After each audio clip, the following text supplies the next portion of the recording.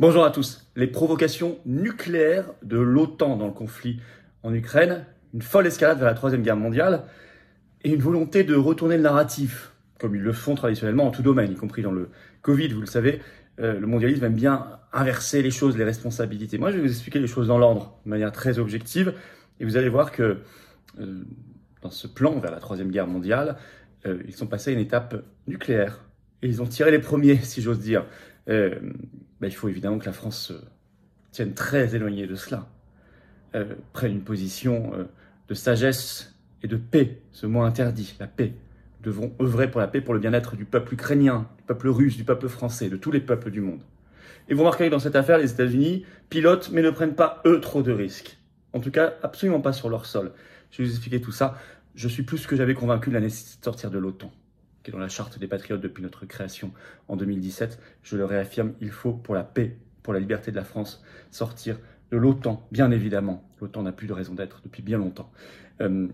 Je vais vous expliquer tout ça de manière très concrète. Je pense que vous allez apprendre pas mal de choses dans cette vidéo. N'hésitez pas à la partager, à relayer et évidemment, pour cela aussi, à vous abonner à cette chaîne YouTube. Petit bouton en dessous, vous cliquez sur s'abonner. C'est vraiment instantané et gratuit, évidemment. Vous êtes abonné à la chaîne, hop, ça y est. Plus vous êtes abonné, plus les vidéos automatiquement seront recommandées par YouTube, circuleront. Et ben c'est bien, y compris pour le combat, pour la résistance et pour la paix. Grand merci aux nouveaux abonnés à la chaîne et à ceux qui vont bientôt nous rejoindre dans les minutes qui viennent. Grand bienvenue. Je suis ce jeudi là, ça y est, ce jeudi 30 mars, je suis à Bordeaux. Grand plaisir. Vous écrivez à référent 33 tout collé sans accent @les-patriotes.fr pour information et réservation jeudi soir. Semaine d'après, jeudi 6 avril, je suis à Tours. Vous écrivez à référent 37 @les-patriotes.fr.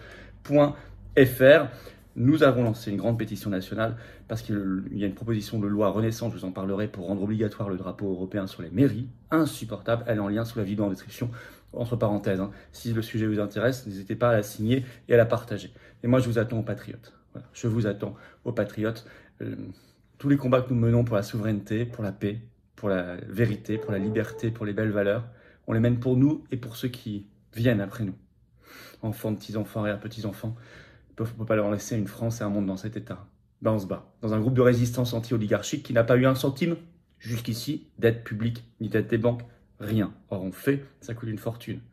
Et en étant adhérent ou reprenant votre adhésion annuelle, c'est à plus d'1 an, vous serez mis en relation avec des gens qui pensent comme vous près de chez vous. Et oui. Et ça c'est beau. Et ça c'est utile. Et c'est le sens du collectif. Alors je vous attends. Je vous espère et je vous attends aux patriotes. On fait de la politique avec un P majuscule, pas la petite politique politicienne. Le lien pour adhérer ou réadhérer, c'est le même. C'est le premier sous la vidéo en description. C'est également un lien que j'ai mis en commentaire épinglé, une petite fiche maintenant sur l'écran. Et en fin de vidéo, en cliquant directement sur l'écran aussi. Sous la vidéo en description, le deuxième lien juste en dessous pour faire un don de soutien aux patriotes qui nous permettra de financer nos actions, nos affiches, nos tracts, tout. Sans aide, je vous l'ai dit. Or, on fait beaucoup. Les dons supérieurs à 500 €, on a mis un avantage personnalisé pour vous, c'est expliqué sur le site des patriotes. Dans tous les cas, tout ça, c'est défiscalisé aux 2 tiers pour vous. Adhésion, réadhésion, don, aux 2 tiers. Profitez-en. Bravo donateurs et adhérents, bienvenue aux nouveaux adhérents patriotes du fond du cœur. Alors, la folle escalade de l'OTAN vers la Troisième Guerre mondiale. Bon, allez voir mes vidéos ces derniers mois, vous comprendrez la logique. Honnêtement, ça se passe pas tout à fait comme ils l'espéraient, parce qu'on nous expliquait il y a plusieurs mois que ça y est, la Russie était écrasée, etc. Pas du tout ce qui s'est passé, malgré l'envoi d'énormément de milliards et d'armes là-bas. Alors, vous allez voir aussi qu'on est dans un double système de valeurs, le 2 poids 2 mesures. Je vais vous expliquer pourquoi, et notamment, on passe à une étape nucléaire, sans que les États-Unis, eux, prennent trop de risques pour eux. Ils mettent en avant leur colonie. Malheureusement, leur colonie, en ce moment, c'est nous. Bon, alors d'abord, l'accélération des envois d'armes. Là, ils ont passé une étape supplémentaire, puisque le 16 mars dernier, c'est tout récent, la Pologne a annoncé qu'elle livrerait des avions MiG-29, donc hérités de l'ère soviétique, à l'Ukraine. Et le 17 mars, c'est la Slovaquie qui a annoncé qu'elle allait en envoyer, donc la Pologne 4, la Slovaquie 13. Et ça y est, la Slovaquie, on a effectivement livré 4 premiers à l'Ukraine de Zelensky. Mais selon une dépêche de l'AFP, le 24 mars, Zelensky en veut plus. Il en veut toujours plus. D'abord, c'est écrit dans la dépêche, Zelensky demande des missiles et des avions de combat. Mais il veut des avions plus modernes. MiG-29, ça lui va pas trop. Il veut des F-16 américains. Et il l'a dit par visio à Bruxelles ce 24 mars lors du sommet de l'Union européenne. Ainsi, il est écrit, le président ukrainien a en outre demandé l'adoption de nouvelles sanctions de l'Union européenne contre la Russie. Ça fait déjà 10 paquets de sanctions. En un an, on voit le résultat. Ça n'a servi à rien, ça n'a pas apporté la paix là-bas, ça a apporté beaucoup de misère, en revanche, chez nous. Et il a réclamé, je cite, des armes à longue portée. Il a dit que c'était des besoins urgents. Et Macron a répondu lors d'une conférence de presse à Bruxelles le 24 mars en déclarant, je cite, « Nous allons accélérer les livraisons de munitions et de missiles. » Bon. Ben écoutez. Et vous voyez, les États-Unis laissent faire les colonies parce que les États-Unis, eux, ont dit, nous, on n'enverra pas d'avions de combat. Mais alors là, on passe dans l'étape nucléaire. La folie de l'envoi d'armes à uranium appauvri, on va s'arrêter un instant là-dessus. Et retenez bien la temporalité. Et vous remarquerez que cette affaire-là, vous en avez sans doute entendu parler, mais enfin très peu dans les médias, et ça ne fait pas débat ni polémique. Imaginez si c'était Poutine qui avait annoncé qu'il envoyait des armes à uranium appauvri. Ce serait à la une de la presse depuis 10 jours. Là, c'est venu du Royaume-Uni, qui est un pilier de l'OTAN. Le 20 mars, ça a été annoncé par Annabel Goldie, qui est vice-ministre britannique de la Défense. Elle a annoncé qu'ils allaient, le Royaume-Uni, elle a envoyé, je cite, des obus contenant de l'uranium appauvri. Et selon un article de l'Express du 22 mars, je cite, c'est efficace militairement, notamment pour percer des blindés, mais ce produit s'avère en réalité radioactif, écrit l'Express, ce qui soulève des enjeux de santé publique. On va y revenir. En effet, l'Express écrit, rappelle que l'uranium naturel, lui, possède une radioactivité de 40 becquerels par kilogramme en uranium-238, alors que celle de l'uranium appauvri dépasse, pour la même quantité, les 10 millions de becquerels. 40, 10 millions. Ça, c'est un rappel. Alors, il y a un article de fond sur l'uranium appauvri qui a été publié ce 24 mars, là, tout récemment, par France 24. C'est en ligne, bien sûr, qui rappelle d'abord que cette technique d'arme a été créée, sans être forcément utilisée à ce moment-là, mais créée par l'Allemagne nazie. Ensuite, que, je cite, seuls les États-Unis et le Royaume-Uni y ont ouvertement eu recours durant la première guerre du Golfe, donc début des années 90, et pendant la guerre de Yougoslavie, au total entre 1991 et 2001, États-Unis et Royaume-Uni. Qu'il y a eu plusieurs études de l'Agence internationale de l'énergie atomique, la IEA, notamment en 2008, 2010, 2012, 2014, sur sa nocivité. Et une étude également qui fait référence en 2001, plus de 300 pages de la Société royale britannique, et qui pointe jusqu'ici des risques, je cite, incertains pour les soldats qui les manipulent, une pollution environnementale, notamment on a repéré en Irak après utilisation une augmentation des cas de cancer, et je cite, ça peut entraîner, selon la Société royale britannique, une contamination des populations locales par ingestion. L'ONU a déclaré qu'elle voulait continuer à évaluer les effets sur la santé de ces armes.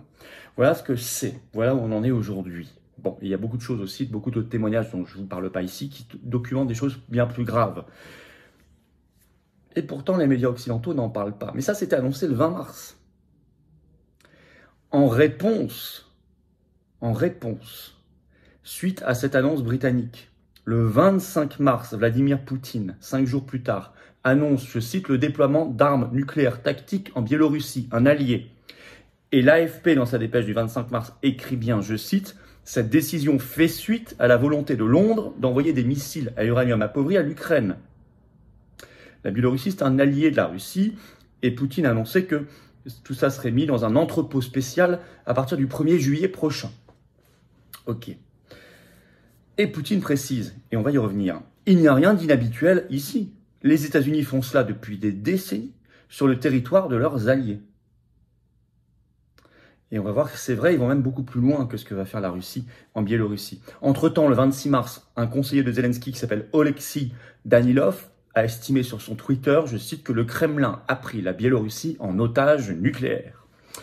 Tout ça, ce sont des formules. Et le 26 mars, par un tweet, celui qui se prétend chef de la diplomatie européenne, ce qui ne veut strictement rien dire, vous le savez, Josep Borrell, il a déclaré, lui, l'Union européenne se tient prête à réagir par de nouvelles sanctions. Ah, bah ça tombe bien, c'est ce que demandait une semaine avant, quelques jours avant, Zelensky, avant même toute cette histoire. Oui, les États-Unis, eux, le font, ce que va faire la Russie en Biélorussie. Ils vont même beaucoup plus loin, et vous allez voir, ils le font aux frontières de la France, pile aux frontières. Et là, ça ne fait jamais polémique. C'est rappelé par une grande enquête, elle datait du 13 octobre dernier, d'Euronews.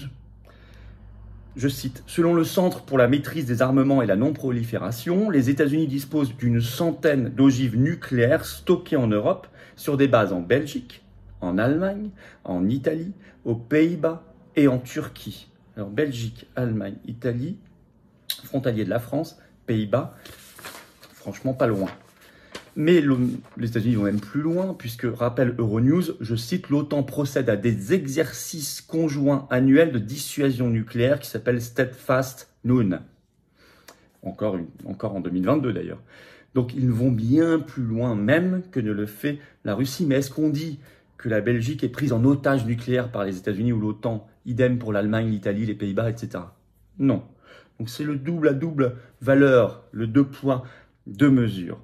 Et vous avez remarqué que ce qui a mis le feu aux poudres, si j'ose dire, c'est bien cette annonce d'envoi d'armes à uranium appauvri, l'escalade nucléaire. Alors en conclusion, si on regarde à froid, objectivement, les choses avec distance, c'est l'OTAN qui est dans une escalade depuis le début de cette affaire. Et depuis bien avant 2022, vous connaissez Euromaïdan. Je n'y reviens pas, allez voir mes vidéos.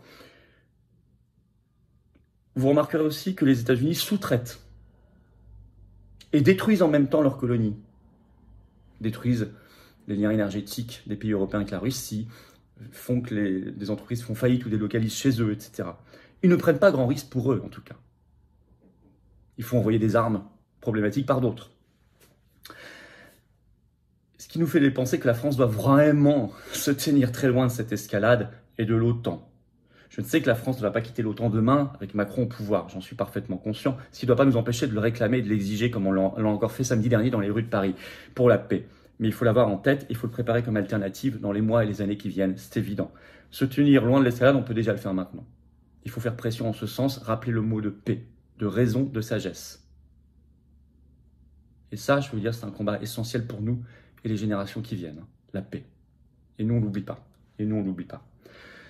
Et on se battra. Faites circuler, s'il vous plaît, cette vidéo. Abonnez-vous à la chaîne YouTube. Petit bouton dessous, vous cliquez sur s'abonner. C'est instantané, c'est gratuit. Par les algorithmes de YouTube qui vont tourner, les vidéos seront mieux recommandées. Et on va réveiller de nouveaux résistants. Et à 500 000 abonnés, on fêtera ensemble tout ça par un direct spécial, dans un lieu spécial avec format. Enfin, vous allez voir, ça va être assez grandiose. Et on fera peut-être même d'autres choses. Voilà. Et moi, je vous attends. Je vous attends, patriotes. Je vous attends avec ferveur, avec impatience, avec envie, avec force, avec énergie. Parce que je sais qu'on va se battre ensemble, l'un à côté de l'autre, les uns à côté des autres, et qu'on va gagner. Et qu'on va gagner. Pour notre humanité et notre belle France éternelle, belle, rebelle. C'est ça les patriotes. Rejoignez le plus grand mouvement souverainiste de France et de défense de la paix et de la liberté. Le lien pour adhérer ou reprendre votre adhésion annuelle, c'est à plus d'1 an. Elle est donc plus à jour, c'est à vous de le faire, c'est pas automatique, c'est le même. C'est le premier lien sous la vidéo en description, c'est un lien également commentaire épinglé dans quelques secondes en cliquant sur l'écran. Pour avoir cette carte orange, c'est comme ça. Et vous serez mis en relation avec des gens qui pensent comme vous, près de chez vous. Métropole, outre-mer, étranger, est présent partout. Pour faire un don de soutien aux patriotes, c'est le deuxième lien sous la vidéo en description. Ça nous permettra de financer nos événements parce qu'on n'a rien reçu jusqu'ici. Tout ça, c'est défiscalisé aux 2/3 pour vous. Don, adhésion, réadhésion. Bravo aux réadhérents, aux donateurs. Bienvenue aux nouveaux adhérents patriotes. Vive la France!